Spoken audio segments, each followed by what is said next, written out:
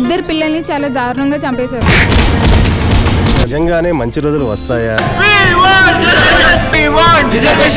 ఈ దేశం మనది.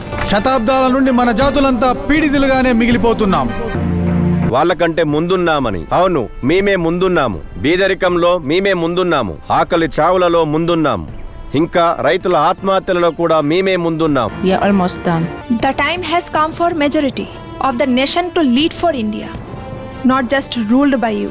1.2 బిలియన్ ప్రజలు మీ నిర్ణయాలపై ఆధారపడున్నారు. మీరంతా మీ లాభాల కోసం ఆలోచిస్తారు, కానీ దేశం కోసం కాదు. మాకు కూడా పబ్లిక్ మరియు ప్రైవేట్ సెక్టర్లలో రిజర్వేషన్లు కావాలి. ఇక ఎప్పటి వరకు అయితే మాకు రిజర్వేషన్లు కల్పించారో అప్పటి వరకు ఈ యుద్ధం కొనసాగుతుంది.